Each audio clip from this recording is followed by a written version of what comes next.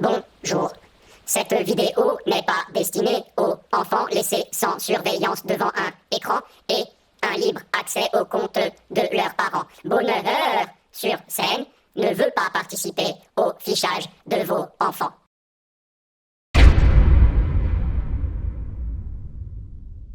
Salut à toi. Alors cette semaine je suis un peu énervé, je sais pas, mais embêté en tout cas. Eh ben oui, parce que j'avais prévu ma chronique, j'avais plein de sujets desquels je voulais te parler, j'avais plein de choses à te montrer, et puis au milieu de la semaine dernière, il y a un mot qui est arrivé sur YouTube. D'ailleurs, si t'es un gros consommateur de YouTube et de vidéos, t'as dû voir passer ça sur les vignettes COPPA, C-O-P-P-A, pour... bouge pas. Children's Online Privacy Protection Act. Ok?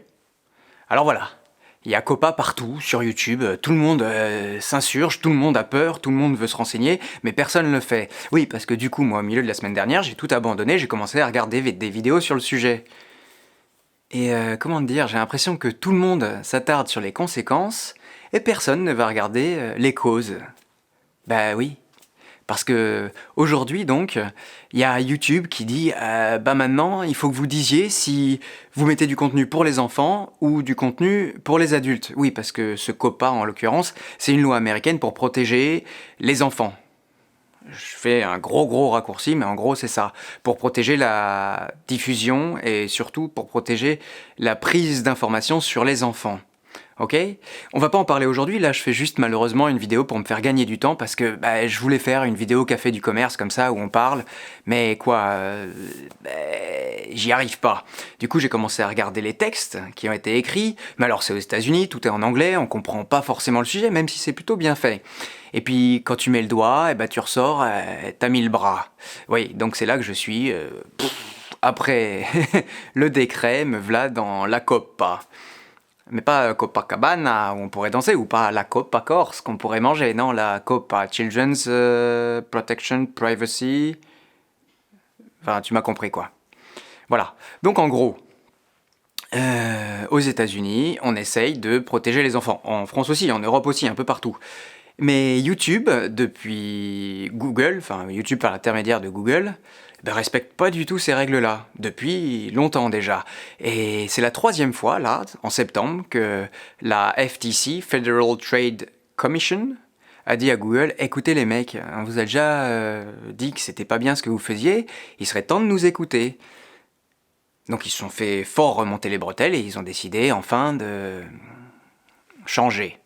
Et c'est ça que je suis en train d'étudier. Du coup, je peux pas trop t'en parler. Juste cette semaine, je te dis que la COPPA, c'est pas tout ce que tu arrives à voir sur Internet, c'est-à-dire tous les créateurs qui sont hyper embêtés, qui savent pas ce qu'ils vont faire avec leur chaîne, parce que oui, en effet, ça va leur tirer une balle dans le pied.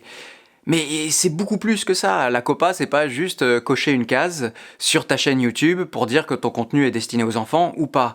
Non, la COPPA, c'est une loi protégeant nos données, les données de nos enfants. C'est une loi qui permet que ton enfant, quand il surfe sur Internet, il est pas complètement exposé.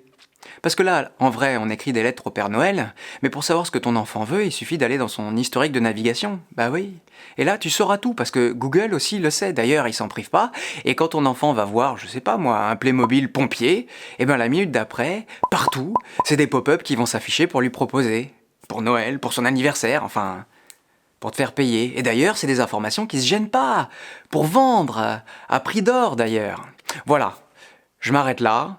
Je suis à fond dans le sujet, je sais pas ce qui en ressortira, tu sais maintenant que je suis pas juriste, mais j'aime bien m'intéresser à un tout petit peu plus que ça, au sujet que j'ai envie de traiter, ou en tout cas au sujet qui me concerne. Et moi, je me sens concerné par ce que je fais de mes données. D'ailleurs, il n'y a pas 3 jours, ou un petit peu avant, juste avant que la COPPA sorte, je me suis dit que j'allais arrêter Chrome pour passer sur un nouveau navigateur, Brave 1.0, qui dit que mes données sont plus collectées. Enfin, je sais pas. Encore une fois, je traîne dans ce sujet, c'est un peu vague pour moi, un peu... Voilà.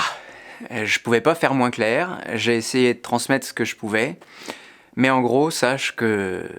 quand tu vas sur Internet, c'est un peu comme si t'étais espionné. Souvent avec un ami au téléphone, on rigole de ça, on dit « Ah, attention, on est sur écoute, y a des choses qu'on n'a pas le droit de dire. » Sur Internet, c'est plus un jeu. Sur Internet, on est vraiment écouté par des compagnies privées. En tout cas, sache qu'il y a 2 parties quand même dans COPPA. Il y a le parti YouTube dont tout le monde parle et il y a aussi le parti FTC. FTC, c'est l'agence qui est chargée de protéger les données des enfants. Oui, d'ailleurs, je voulais dire que les youtubeurs, les créateurs comme moi qui s'insurgent parce que leurs contenus vont être un peu modifiés, eh ben ils se rendent pas compte que le business est tué, mais ils faisaient du business depuis des années avec quelqu'un qui enfreint les lois copieusement et qui est pas dérangé.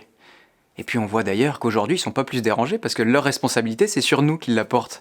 Mais bon, je rentre pas plus sur le sujet parce que j'en sais rien et je veux savoir d'abord les tenants et les aboutissants pour pouvoir juger, ou en tout cas comprendre et essayer de juger. Parce que je sais bien que dans ces moments-là, juger, c'est le pire des amis que tu peux avoir à tes côtés. Je m'arrête là, promis. Tchou.